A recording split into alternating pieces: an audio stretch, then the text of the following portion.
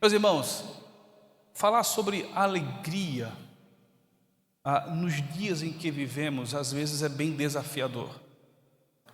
Em meu pequeno período, de pastorado, vamos fazer aproximadamente 15 anos que estamos à frente de igreja, 11 anos de ordenado, mas temos 4 anos à frente de igreja, mesmo sem ser ordenado, a congregação em Maranguape, e mais 1 ano e meio ali em Belo Jardim, melhor, Timbaúba, sem ainda ter sido ordenado. Então juntando dá 15 anos. E nesse período, nesse pequena experiência de pastorado, eu pude observar algumas coisas, e uma delas, irmãos, é que nós somos tentados a fazer com que a nossa alegria ela seja de acordo com os nossos anseios. Há pessoas que se alegram quando conseguem entrar naquela faculdade que foi tão difícil para ele. Mas depois de uma semana ele já passou, já entrou, já não tem mais a alegria de entrar naquela faculdade. Então ele vai buscar uma outra coisa para alegrar o seu coração. E agora a alegria é terminar o curso. Ele termina o curso, ele se alegrou, terminou. Depois de uma semana ele diz: terminei, agora eu preciso de outra coisa para que possa ter uma alegria em meu coração. Às vezes também nós observamos irmãos que busca a alegria a partir da sua cura. E aí Deus cura, ele fica muito feliz, alegre, quando o testemunho aqui na igreja, a igreja se alegra, a igreja contempla o quanto aquele irmão sofreu com aquela enfermidade, mas uma hora ou outra ele vai voltar a ficar enfermo, uma outra enfermidade. E aí ele volta, às vezes, a ficar triste, a perguntar a Deus: por que, Senhor, eu estou enfermo? Agora talvez de uma outra enfermidade. Eu estava esses dias conversando com alguém e disse: imagina a alegria que foi quando as pessoas viram Lázaro saindo do sepulcro. Imagina a festa que foi na casa de Lázaro com as suas irmãs. Mas um dia Lázaro voltou a morrer. Ele morreu. O que eu quero que os irmãos pensem com isso é que quando nós condicionamos a nossa alegria às circunstâncias, nunca teremos uma alegria plena. Ela vai e vem. Porém, nós precisamos lembrar que a nossa alegria não deve estar nas circunstâncias, pois todas as coisas aqui na terra são temporais. Então, quando eu deposito minha alegria em algo que pode acontecer na minha vida, ou até esse algo acontecendo, isso é passageiro, isso vai passar. A nossa alegria, a alegria da igreja, a alegria do cristão deve estar no seu Cristo, no seu Salvador, no seu Senhor. Ele deve ser a fonte de toda a nossa alegria. Pois quando o Senhor Jesus não é a fonte de nossa alegria, podemos, irmãos, ser crentes murmuradores. Ora estamos alegres porque algo está bom em nossas vidas, e quando não está bom em nossas vidas, aí passamos a reclamar. Aí quando nós temos nossas expectativas que elas não são alcançadas, ficamos frustrados, ficamos às vezes deprimidos, ansiosos, cansados de tanto batalhar, de tanto lutar, de tanto corre-corre. Aí perguntamos às vezes: cadê a alegria, o vigor da vida? Eu tenho conversado com algumas pessoas e fico preocupado quando elas dizem o seguinte: eu não vivo mais, eu apenas estou passando pela vida, eu perdi a alegria, perdi o prazer, porque é tanta correria em minha vida. Aí você disse: ah, pastor, esse foi um senhorzinho. Não, esse foi um jovem que me falou isso. Porque ele está tão envolvido com as coisas desse mundo, com o peso que o mundo traz sobre ele, ele deposita tanto a sua expectativa em suas realizações pessoais, e quando essa não acontece, ele fica triste. Mas aí é onde vem para nós cristãos o desafio. A nossa alegria, ela não deve estar neste mundo, a nossa alegria deve estar em Cristo Jesus. Isso foi cantado aqui. E o apóstolo Paulo, ao escrever esse texto à igreja ali em Colossos, ele quer resgatar nessa igreja, quer lembrar a essa igreja a centralidade que Cristo deve ter em nossa vida e sobretudo em nossa alegria. E esse texto nos ensina alguns motivos pelos quais devemos olhar para Jesus e ter nele a fonte de nossa alegria e nossa satisfação. Eu quero que você nessa noite saia desafiado, apesar das lutas que você enfrenta. Eu não quero nem perguntar qual é o seu problema de cada um, irmão, porque no final vai ser um chororô só aqui. Vai ficar uma noite e meia você contando para nós as suas lutas, aí vamos cada um olhar um para o outro e começar a lamentar e a chorar. Mas eu quero que, apesar dessas tão grandes lutas que você tem enfrentado, você encontre, não nas lutas, mas no Cristo que está contigo, que é o teu Salvador, a alegria da tua existência. Irmãos, eu conheço pessoas que não têm mais alegria em seus corações, crentes. É estranho. E aí nós tentamos mostrar a essas pessoas que a alegria é fruto do Espírito e que nós precisamos ser um povo alegre. Na verdade, se tem um povo que deve ser alegre nesse mundo, esse povo é a igreja do Senhor. Mas a pergunta é: quais são as razões pelas quais devemos estar alegres em meio a tantas lutas? E nesse texto eu quero chamar a sua atenção para algumas verdades. A primeira é um dos motivos pelos quais devemos ter alegria, sermos pessoas alegres, é o fato de que Jesus é o nosso libertador. Nós não podemos em nenhum momento esquecer que o Senhor Jesus é o nosso libertador.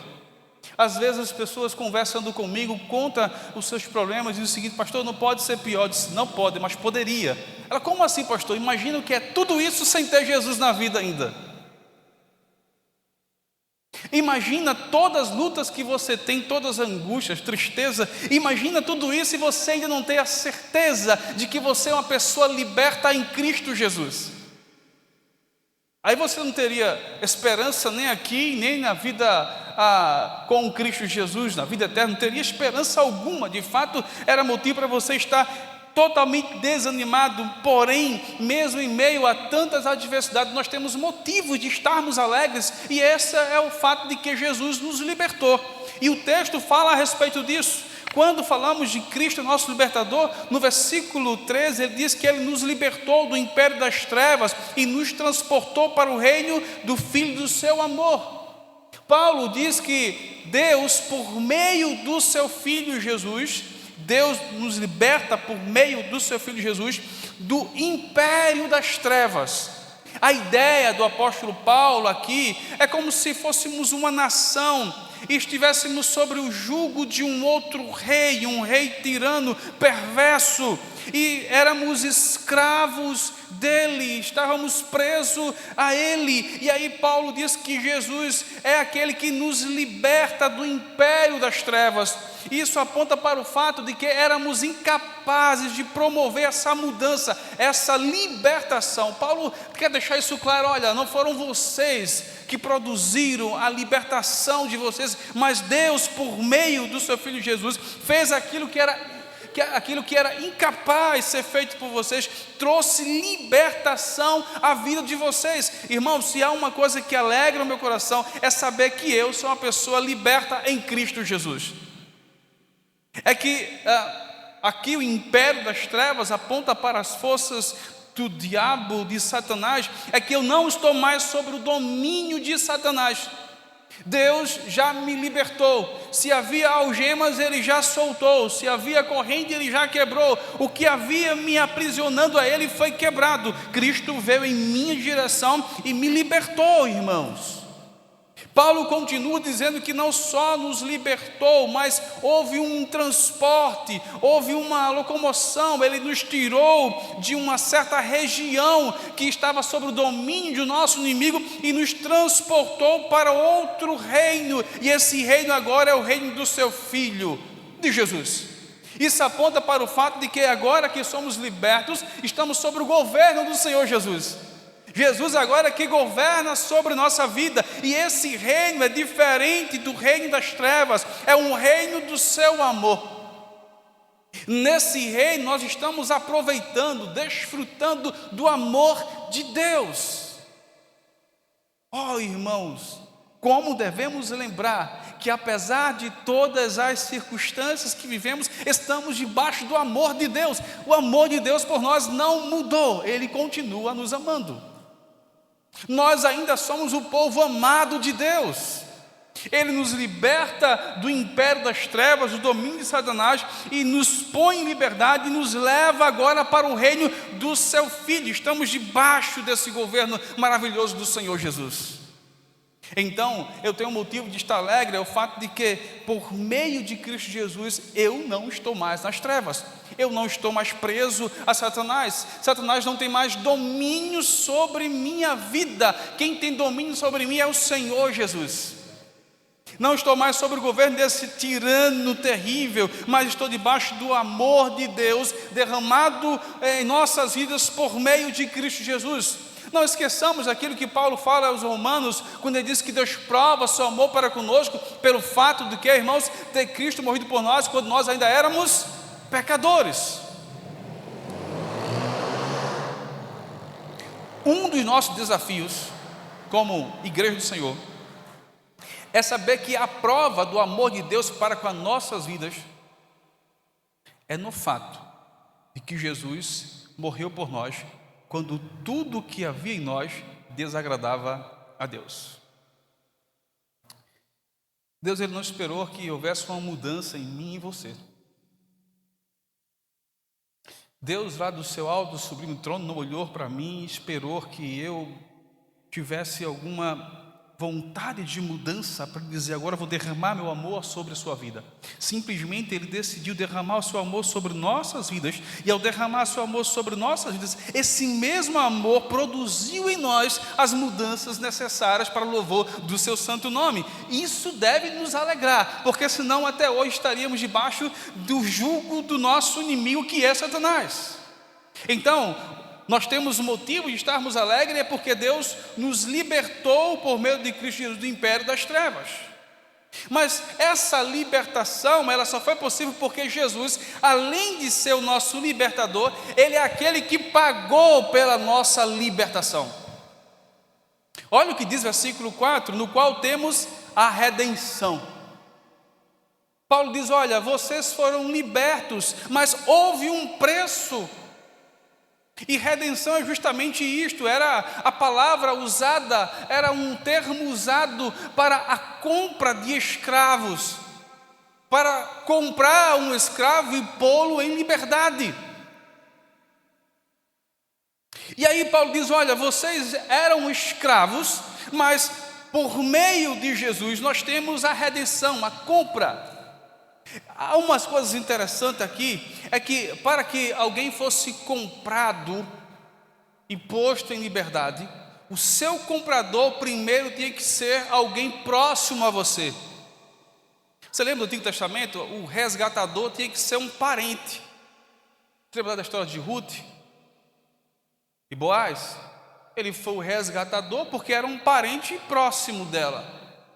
Então o Senhor Jesus, quando se fez carne, se tornou o nosso parente próximo. Ele se tornou o nosso irmão, e ao se tornar o nosso irmão, Ele pôde pagar o preço. Segundo, Ele mesmo, a pessoa, não poderia ser um escravo. Isso aponta para o fato de que em Jesus não havia nenhum pecado. Escravidão aponta para a questão do pecado. Então em Jesus não havia pecado algum. Então Ele podia comprar alguém libertando do pecado e pôr em liberdade, porque nele não havia pecado algum. Terceiro, tinha que ter com o que pagar. E Cristo paga. Como diz Pedro, não com prata e ouro, por coisas perecíveis, mas pelo quê? Seu precioso sangue. A salvação, ela é pela graça.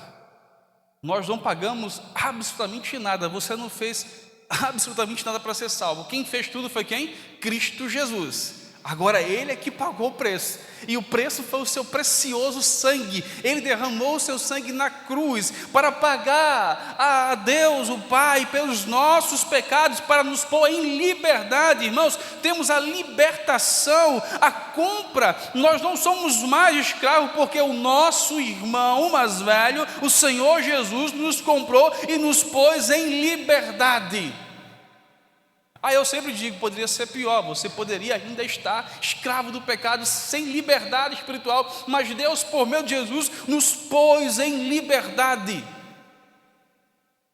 Mas não só isto, nosso libertador, ele não apenas nos libertou, apenas não pagou o preço, mas também ele nos liberta do pecado, da condenação do pecado. Por isso a ideia aqui de a remissão dos pecados, versículo 14, olha o que diz, mais uma vez, no qual temos a redenção e a remissão do pecado, ou dos pecados.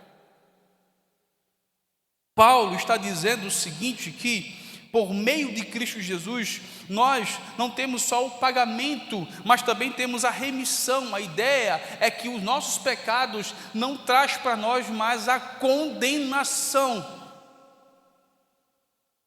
Isso aqui é algo muito sério, porque o nosso menor pecado, aquele menorzinho possível, seria suficiente para nos levar à condenação.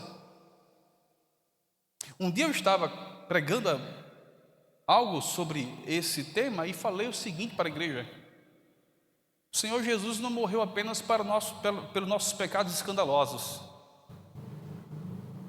Ele morreu para os nossos pecados que às vezes achamos que é pequeno, para aquelas mentirinhas pequenas que nós contamos, para aquele falsozinho que você acha que não teve nenhum problema, ninguém soube, para aquela birra de nossos filhos para conosco. Jesus Cristo morreu até pelas nossas omissões. Jesus Cristo morreu por todos os nossos pecados, naqueles que em nossa perspectiva é simples. Ele morreu por todo. Isso significa que todos os nossos pecados, eles foram tratados em Cristo Jesus, e agora não há mais nenhuma condenação, porque sobre nossas vidas há a remissão do pecado, o tratar do pecado, o afastar a condenação que deveria recair sobre nossas vidas. Na verdade, essa condenação caiu sobre a vida do Senhor Jesus. Não esqueça que o nosso libertador, quando ele estava lá na cruz, ele assumiu os meus, os seus pecados, todos eles, para que em seu corpo a ira de Deus recaísse e Deus fosse satisfeito, ficasse satisfeito pelo sacrifício do seu Filho Jesus e olhasse para nós, como diz Paulo aos Romanos, e agora não enxerga mais em nós nenhuma condenação, porque Jesus foi condenado em nosso lugar.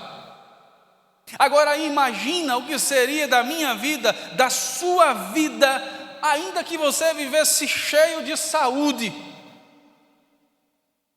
ainda que você vivesse sem nenhuma preocupação, sem nenhum estresse, sem nenhuma depressão, sem nenhuma ansiedade, nada disso, nenhuma preocupação. Agora imagina uma vida dessa sem ter o libertador. Eu não falo isso porque todos nós devemos lembrar disso nos momentos mais difíceis de nossas vidas. Eu tenho um libertador. Essa é a nossa alegria. Por isso que em meio aos momentos mais difíceis de nossas vidas, nós podemos ter alegria, nós podemos crer no amanhã, nós podemos cantar, nós podemos louvar, nós podemos entrar por essas portas para oferecer culto ao Senhor Deus, nós podemos dizer: alegrei-me quando me disseram vamos à casa do Senhor, porque a razão da nossa alegria não está em nossa vida, em nossas circunstâncias, mas naquele que é o nosso resgatador, o nosso Senhor Jesus. Deve haver em nós alegria pelo fato de nós pertencermos a esse libertador. Nós já somos libertos, o inimigo não tem mais poder sobre nossas vidas, o pecado não tem mais poder sobre nossas vidas, Deus já nos libertou. Se há uma coisa que devemos nos alegrar, é que somos pessoas libertas por meio de Cristo Jesus. Isso deve alegrar o nosso coração. Eu não sei se você se alegra por isto, mas eu me alegro por isto. Todas as vezes que as adversidades, porque pastor passa por adversidade, viu? Não quero nem contar minha história, senão vocês vão chorar comigo também. Há muitos momentos eu tive que pregar para mim mesmo. Há momentos em minha vida que eu No domingo preguei um sermão e o pessoal, pastor, que sermão maravilhoso, amém, meu irmão? Quando foi no outro dia eu tive que pregar para mim novamente, para eu lembrar aquelas verdades, para o que estava acontecendo na minha vida não viesse trazer tristeza ao meu coração, desânimo.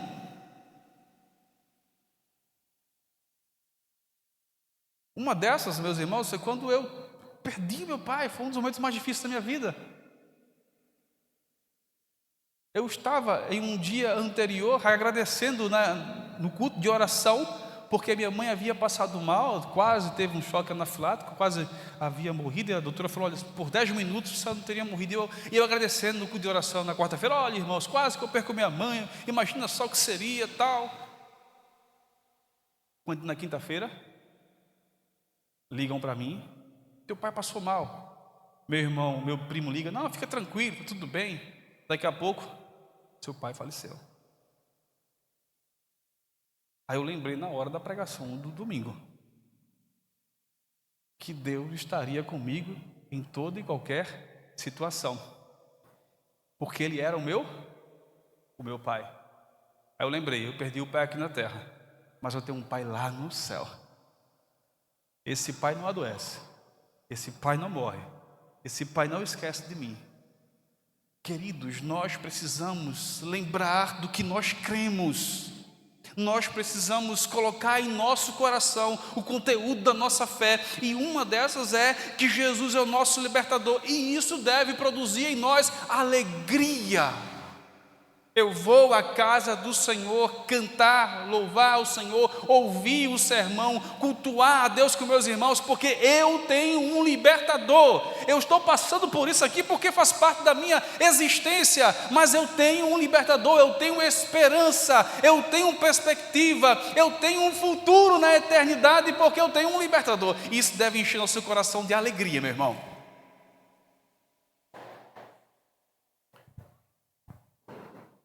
Segundo motivo pelo qual devemos ter alegria em nosso coração.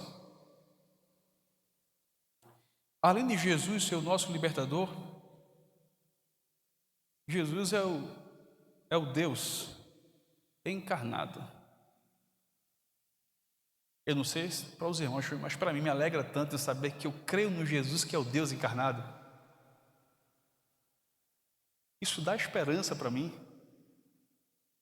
Meu Jesus não é qualquer ser. Há tantos aí crendo em tantas coisas por aí, e nós cremos no Jesus que é o Deus encarnado.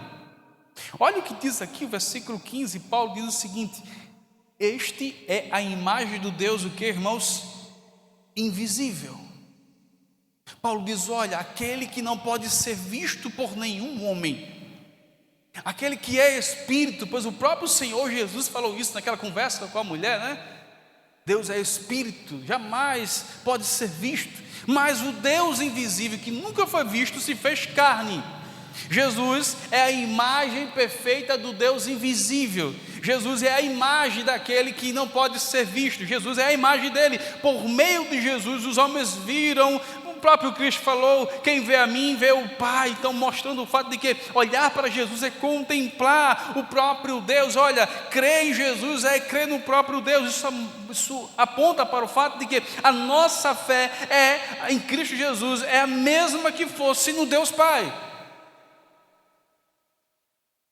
O Senhor Jesus não é um ídolo, o Senhor Jesus é o Deus Filho. Quando você sair de sua casa para vir cultuar o Senhor Deus, faça com alegria, porque você está vindo cultuar o Deus que se fez carne, o Cristo Jesus, o nosso Redentor, a imagem do Deus invisível. Além disso, Paulo continua, diz, o primogênito de toda a criação. Paulo diz, olha, além, e isso aponta para o fato da sua divindade, é que ele tem a autoridade sobre toda a criação.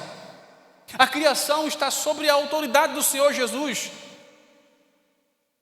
E Paulo continua dizendo que todas as coisas, versículo 16, pois nele foram criadas todas as coisas nos céus, sobre a terra, as visíveis e invisíveis, seja tronos, sejam soberanias, quer principados, quer potestades, tudo foi criado por meio dele e para ele. Olha o que ele diz aqui, O Cristo que nós cremos é aquele em que deu origem a todas as coisas.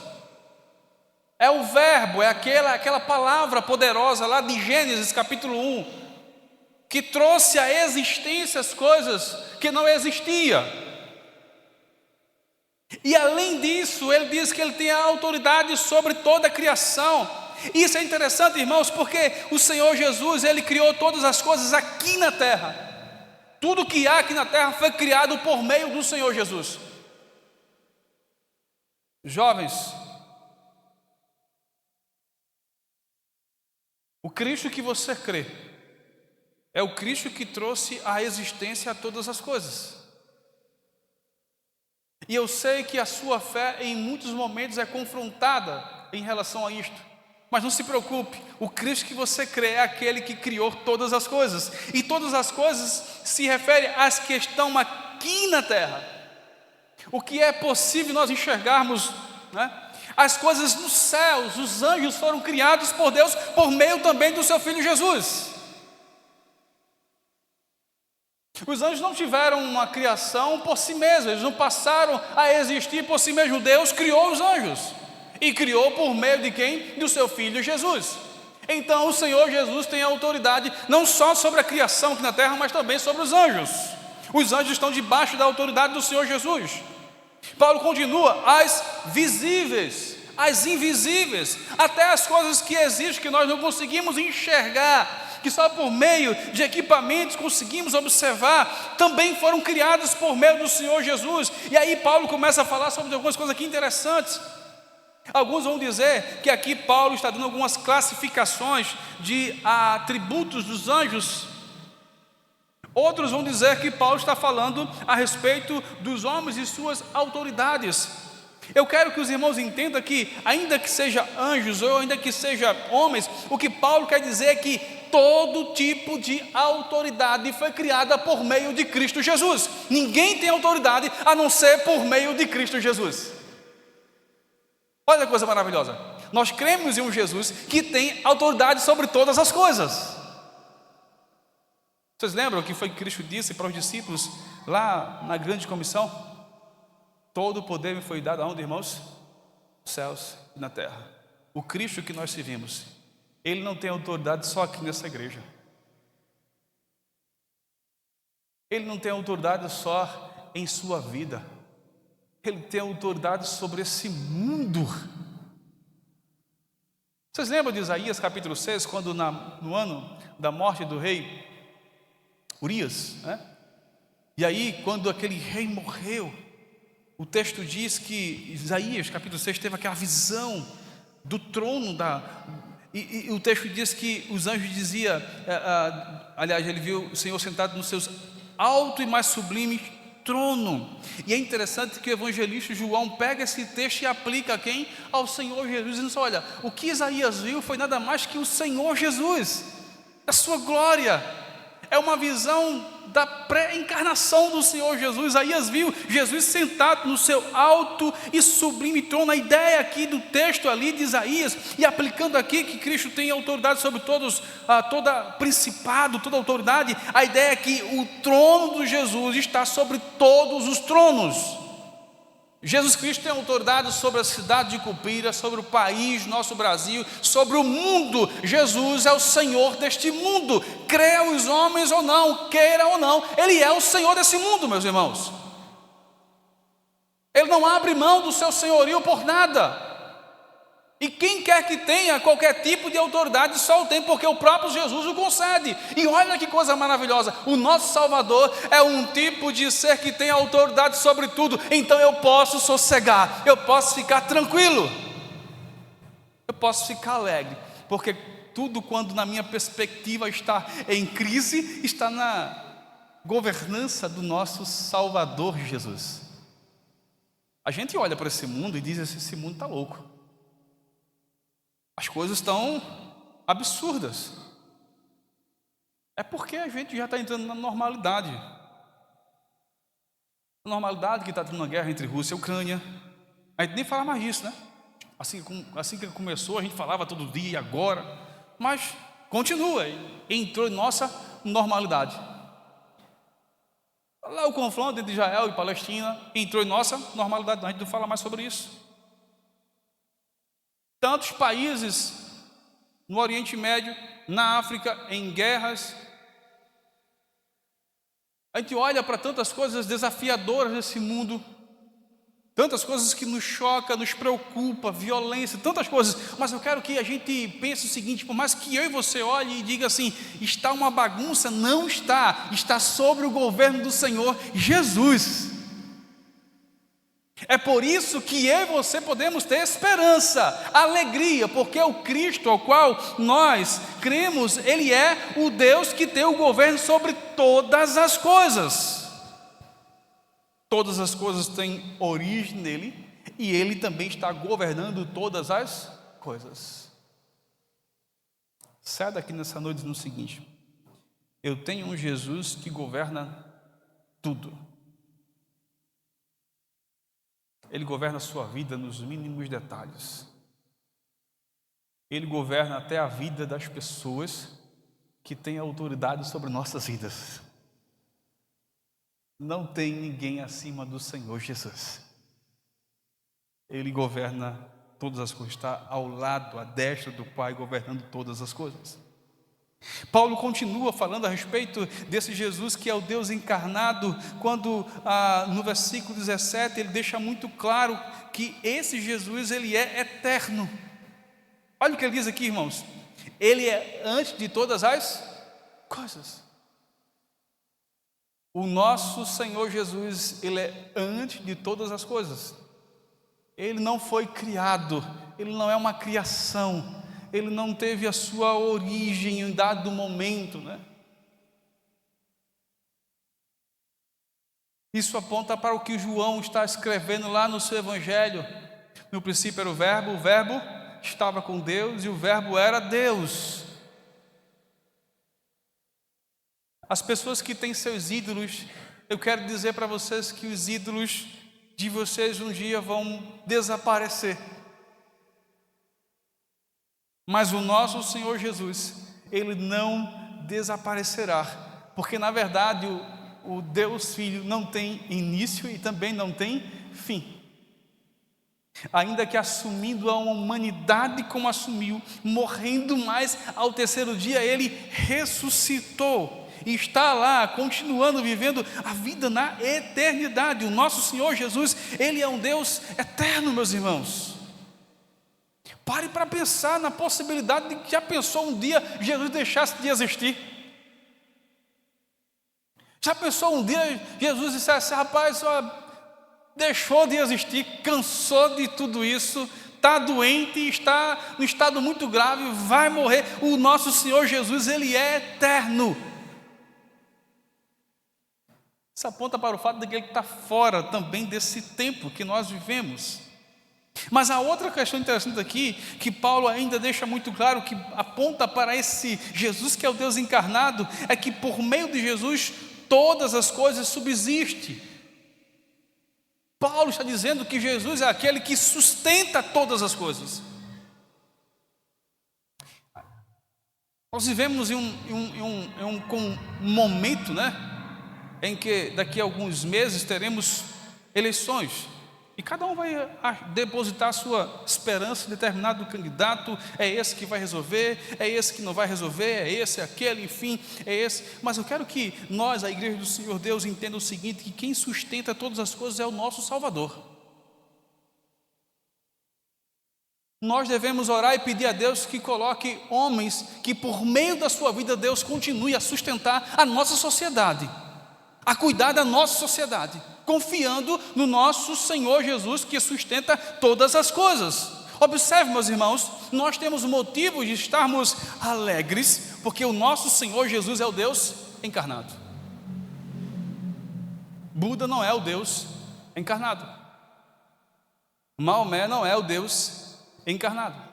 Nenhum dessas divindades que existem nas religiões orientais é o Deus encarnado, só apenas o Senhor Jesus. É esse que eu creio, é esse que você crê, é esse que o coral hoje está cantando a Ele. É o Jesus que é o Deus encarnado, aquele Deus que vive eternamente. Isso deve encher o nosso coração de alegria. Nós não cremos em qualquer um, nós cremos no Deus encarnado. Esse é o nosso Salvador. Terceira questão importante. Sabe por que devemos ter alegria também?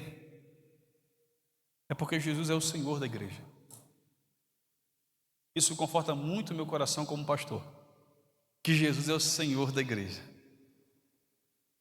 e que o Senhor Deus sempre governará a sua igreja e que Ele sempre cuidará da sua igreja.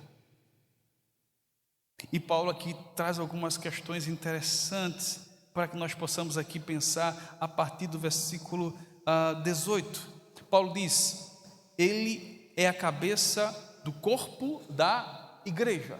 Paulo está dizendo que Jesus Cristo é aquele que governa a igreja é governada pelo Senhor Jesus. Meus irmãos, isso aqui deve ser para nós também motivo de alegria, porque nós sabemos que igrejas, né? Aqui não, talvez só em Natal, não é um mar de maravilhas. Tem crentes complicados, aqui não, só em Natal. Tem crentes complicados, difíceis, e que às vezes a gente olha e diz assim, humanamente falando: é esse que é o povo de Deus? Eu digo que a igreja, humanamente falando, tinha tudo para dar errado. Se a gente for fazer aqui um plebiscito, que cor vamos pintar essa igreja? Rapaz, dá uma confusão, dá uma guerra santa, dá uma cruzada, vai ser tanque aqui, irmãos se intrigando. Como é que ninguém gosta da cor rosa? Rosa é muito feio, tem que ser azul. E a gente olha e diz: como é que a igreja, com tanta gente que pensa tão diferente, ela consegue continuar? Como é que a igreja, ela sai de um contexto tão pequeno ali em Jerusalém, quando os 150 ali recebe o poder do Espírito Santo, e aí Pedro prega a palavra do Senhor, e aí quase 3.000 é batizados, depois há mais um acréscimo de quase 3.000, e o evangelho cresce em Jerusalém, depois se espalha por toda a região, e depois chega aqui no Brasil, aí depois chega aqui em Cupira. Como isso é possível? Eu lembro das minhas conversas, né? Não tem como não falar às vezes do pastor Genival, porque para mim foi uma referência, né? Eu estava falando para o pastor Roberto, que a gente ficava sentado numa mesa, tomando café e conversando, ele lembrando assim que chegou, pregando o evangelho, nada de conversão. Disse: olha, Valmir era pequeno, Valmir saia comigo, uma rural, a gente pregando na cidade toda, e nada. E aí, na perspectiva humana, rapaz, sai daí, não está dando certo não, corre. Se fosse ele que governasse a igreja, ele deveria ir embora mesmo, porque estava sendo incompetente nesse aspecto. Mas como é Cristo Jesus, devemos continuar, porque ele que governa a igreja. Sabe por que essa igreja continua até hoje? Sabe por que o evangelho continua passando de geração em geração, de cultura para cultura, de país para país, continente para continente? Porque Jesus é quem governa a sua igreja. Nós estamos sob o governo do Senhor Jesus. E aqui há duas coisas importantes. Primeiro, devemos nos submeter a esse governo com alegria. E segundo, nos alegrar, porque se o Senhor Deus deixasse o governo da sua igreja para nós acabaríamos com ela. Mas como está sob o Senhor Jesus, Ele é a cabeça da igreja, nós iremos continuar até a volta do Senhor Jesus. Senhor Jesus é o Senhor da igreja. Ele governa a igreja. Paulo, ele continua falando aqui, além de ser a cabeça, quando ele fala aqui, versículo 8, ele é a cabeça do corpo da igreja. Ele fala também que o Senhor Jesus, ele lidera aqueles que vão ganhar um corpo novo naquele dia, quando Cristo vir buscar a sua igreja. Olha o que diz aqui, irmãos, o versículo 18, a parte B. Ele é o princípio, ele é a origem, o primogênito. E aqui primogênito não é, a ideia aqui é aquele que deu a origem, é o primeiro, mas aquele que tem autoridade sobre o quê? De entre os mortos, para que em todas as coisas tenha a primazia.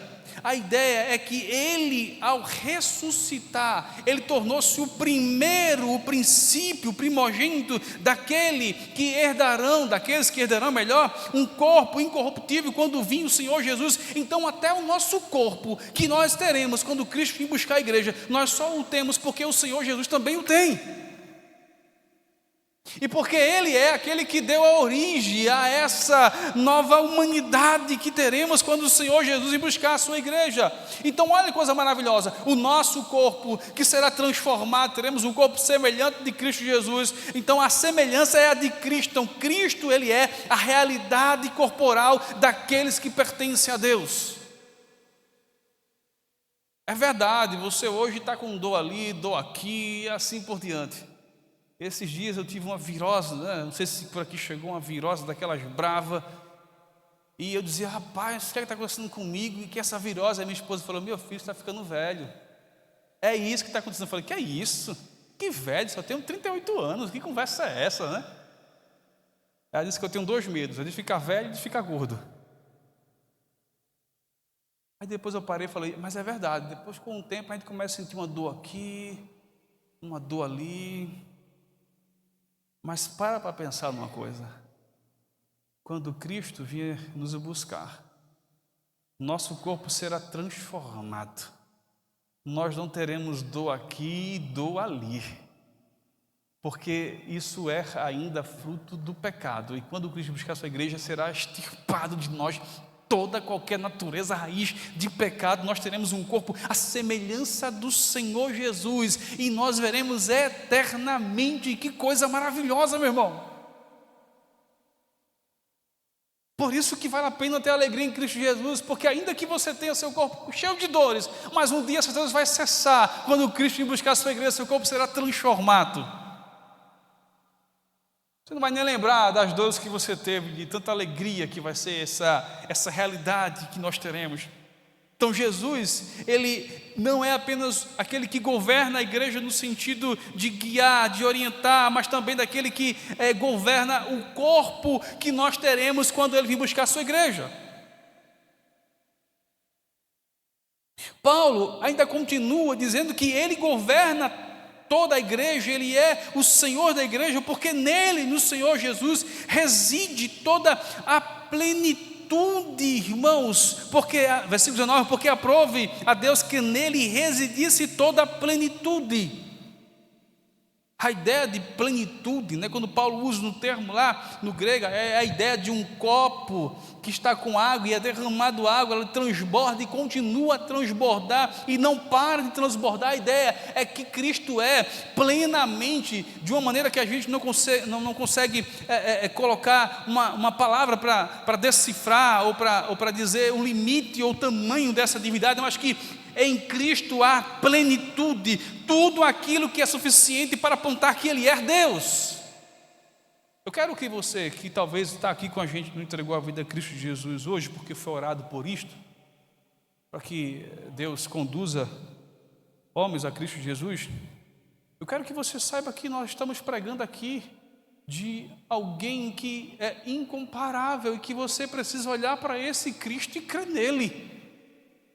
Eu vou dizer uma coisa aqui bem interessante, não é sábio sair daqui dessa noite sem entregar a vida a Cristo Jesus, não é prudente, não faça isso, é loucura sair daqui sem entregar a vida a esse Jesus, sem ter essa alegria verdadeira em seu coração, que só pode ser possível por meio de Cristo Jesus. Paulo, ele diz que Jesus Cristo é a plenitude de Deus. Então essa ideia aí, os crentes creem em Jesus como se isso fosse diminuir Jesus, não se preocupe, nós cremos que Jesus é plenamente, sem faltar nada, divino, Ele é Deus, Ele é o Senhor de todas as coisas. Mas sabe por que também Jesus Cristo, Ele é o Senhor da igreja? Não é só porque Ele é plenamente Deus, é porque Ele é o nosso reconciliador. Jesus Cristo é aquele por meio do qual nós somos reconciliados com Deus. Do versículo 20 ao versículo 23, Paulo descreve um pouco disso. Eu quero aqui rapidamente falar uma coisa a você. O pecado é o pior mal que existe. Porque todos os males que existem é consequência do pecado. Deus, quando fez Adão e depois Eva, o colocou no jardim para viver uma vida de comunhão com Deus. Deus vinha no jardim para ser cultuado por Adão e Eva, para Deus ensiná-los, trazer para eles orientações de como cuidar do jardim, de como cuidar das plantas, como cuidar das aves, de como cultuá-lo. O homem sentia prazer nisto. Imagina o que é Deus vir ao seu encontro, e essa experiência aqui de Adão e Eva é algo que após o pecado nós não sabemos mais o que é isto, perdeu isso aqui. Será resgatado quando Cristo vir buscar a sua igreja. Mas o texto diz que quando Adão e Eva comeram do fruto, que quando ouviram o barulho de Deus no jardim, sabe o que eles fizeram? Se esconderam, correram da presença de Deus. O pecado nos torna inimigos de Deus. E às vezes as pessoas brincam com o pecado. Brincar com o pecado é brincar com aquilo que nos torna pessoas inimigas de Deus. O profeta Abacuque diz que Deus é tão santo que não pode sequer olhar para o pecado. Em Levítico e em Pedro é dito o seguinte: sede santo, porque é santo Deus que vos chamou, que vos salvou. Os anjos, quando estão louvando a Deus naquela visão de Isaías, no seu alto e sublime trono, a letra da canção é santo, santo, santo. Eles estão cantando dizendo que Deus é santo, é santíssimo. Nós não podemos esquecer que nosso Deus é santo. Está aqui uma coisa que nós não podemos esquecer também: o nosso Deus é santíssimo, e Ele não compactua, Ele não aprova o pecado. O pecado é uma afronta a Deus, o pecado é uma desonra para Deus, o pecado é uma agressão a Deus. E aqui Paulo diz que por meio de Cristo Jesus, o homem que era inimigo de Deus, distante de Deus, agora é reconciliado com Deus. Sabe por que eu e você temos comunhão com Deus? Porque Jesus Cristo, Ele ao morrer na cruz por mim e por você, Ele foi o nosso reconciliador. Não foi você que um dia parou e disse assim: eita Deus, eu fiz uma coisa errada contigo. E aí gritou: oh Deus.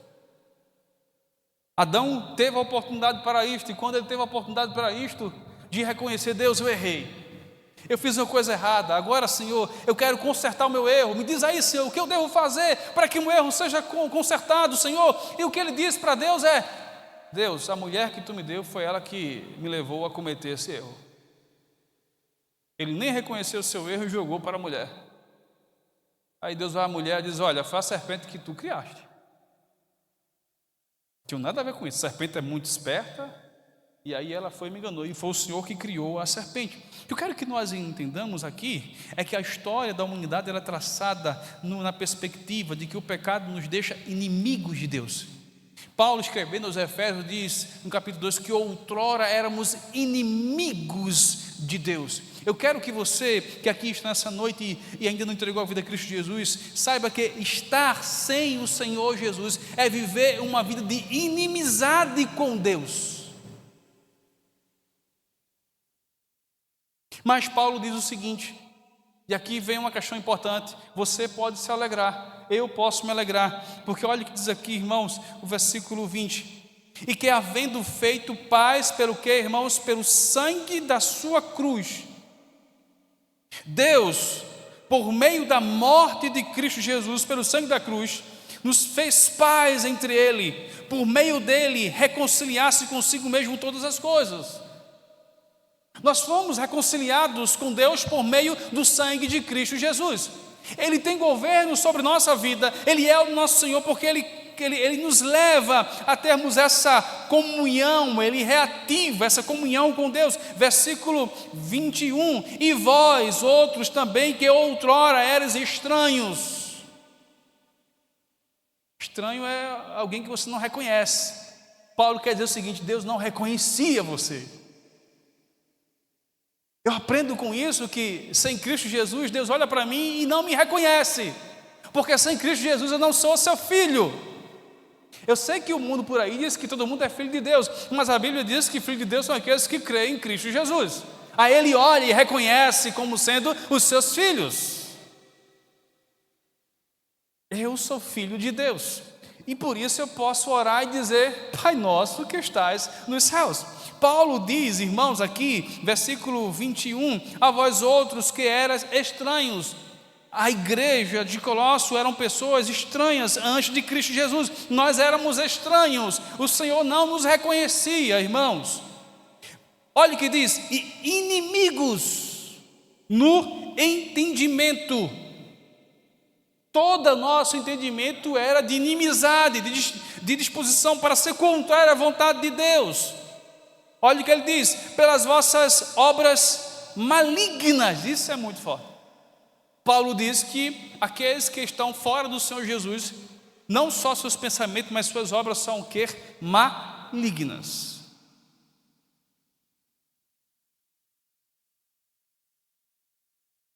Agora em Cristo Jesus, nossas obras não são mais malignas.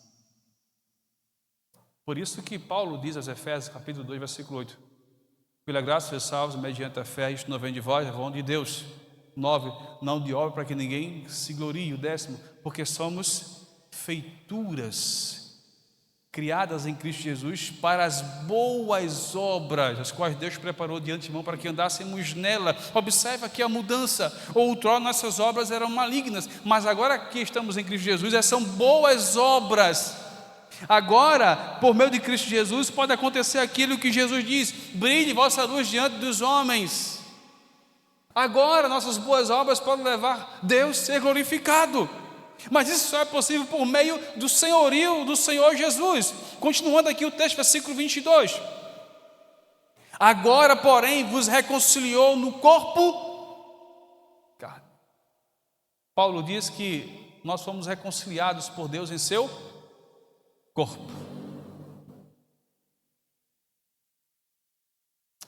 Você já parou para pensar, imaginar a dor que Jesus sentiu na cruz? Por mais que você exagere no seu pensar, eu tenho para mim que a gente não pode chegar ainda lá.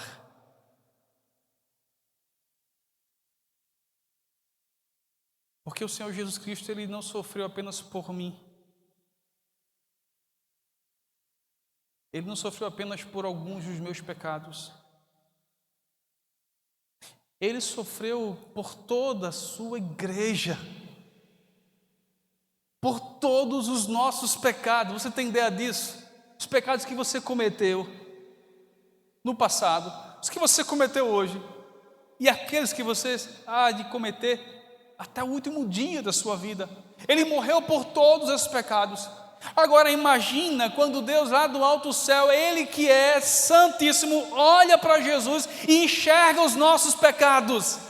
Por isso que Ele derrama sobre o seu Filho a sua ira, por isso Ele sofreu na cruz, por isso Ele disse: Pai, por que me abandonaste? Porque a presença ali não era do Pai amoroso com o seu Filho, mas do justo juiz que estava condenando Jesus por causa dos meus e dos seus pecados. Imagina o quanto o Senhor Jesus sofreu. Imagina Ele ter que sofrer não só pelas pessoas da sua época ali do século I, mas do século II até hoje, irmãos. Imagina as milhares e milhares de pessoas que Cristo sofreu, até por pessoas que ainda não nasceram. Às vezes eu fico brincando com a minha Heloísa, de 4 meses, que vai fazer 5 meses, próxima terça-feira, e às vezes eu olho e digo: eita, pecadorazinha, Cristo já morreu pelos teus pecados. Quando você com suas birrazinhas, pastor, com 3 meses, com 3 meses já tem birrazinha. Nós nascemos com a natureza pecaminosa, como o próprio salmista diz no Salmo 51. Então, eu creio que o Senhor Jesus morreu pela minha bebezinha também, creio que um dia ela vai evidenciar a fé em Cristo Jesus, que eu vou continuar pregando o evangelho dela, a ela, como eu fiz com os demais irmãos dela, o Nicolas e a Ana Lívia. Eu quero que você compreenda, irmãos, aqui, que o sofrer do Cristo foi um sofrer terrível, que eu e você não conseguimos mensurar o quanto Jesus sofreu por mim e por você, para que eu e você fosse reconciliado. Mas olha uma coisa interessante, Deus, Ele foi agredido pelos nossos pecados e providenciou alguém que viesse resgatar ou mudar essa situação. Ele se fez carne, habitou entre nós, sofreu por nós, por mim e por você. Paulo quer dizer isso, reconciliou no corpo da carne, mediante a sua morte, irmãos, para o quê? Apresentar-vos perante Ele, que irmãos? Santos. Meu irmão, tu tem ideia que quando Cristo um dia nos apresentar a Deus, Ele vai dizer assim, não há falha alguma, mas não é com base no que eu e que você fez, mas não com base no que Cristo fez? Tem ideia de que se não fosse Cristo, a gente não podia nem chegar perto dele? Isso te alegra? Te alegra o fato de que de que seremos apresentados a Deus santos, sem pecado, sem contaminação, sem defeito? Mas não é que eu e você seja isso, mas por meio de Cristo nós somos apresentados assim, meus irmãos, pelos méritos de Cristo, santos, inculpáveis. A ideia é que quando Cristo nos apresentar a Deus, Ele vai olhar e dizer assim, não há culpa. Oh Jesus, a minha esperança é essa, porque se não fosse isso, o Senhor ia dizer assim, está condenado. Irrepreensível.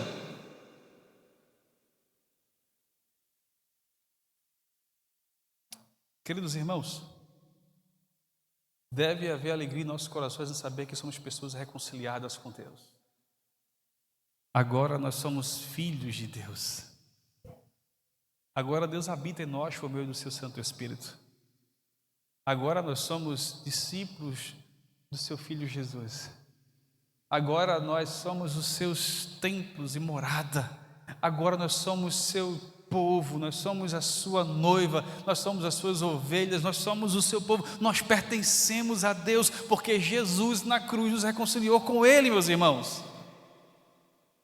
Saia daqui alegre pelo fato de que você é uma pessoa reconciliada com Deus, pelo fato de, assim como Paulo, eu e você, pelo fato de nossa fé em Cristo Jesus, podemos dizer, não há mais nenhuma condenação sobre nossas vidas, porque estamos em Cristo Jesus, por meio de Cristo Jesus não há mais nenhuma condenação.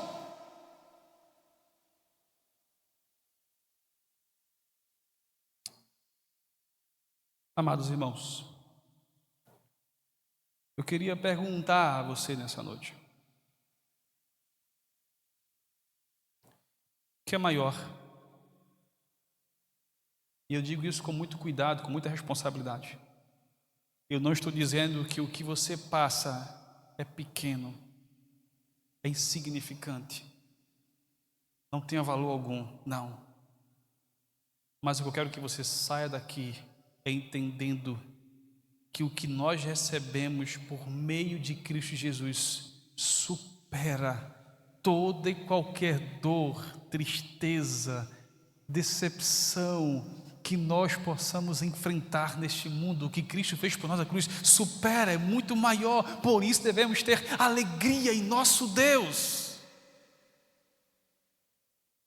Amados irmãos, nós não podemos esquecer isso de nossa fé. Nós devemos ser um povo alegre, e essa alegria deve estar no Senhor Jesus, porque o nosso Senhor Jesus, Ele é eterno, Ele não tem fim, não tem início também, não tem fim, e as nossas conquistas aqui na terra um dia terá fim. A alegria que você tem com base em algo que você conquista aqui vai ter fim.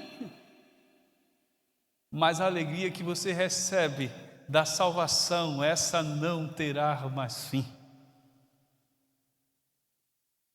Sabe, uma das orações que nós devemos fazer todos os dias, a igreja dos nossos dias, essa é a minha avaliação como pastor, de que está dia a dia com a igreja, conversando com irmãos, vendo as lutas dele, é orar para que Deus não tire do coração deles a alegria da salvação. Há muitos crentes que não têm mais alegria por ser salvo.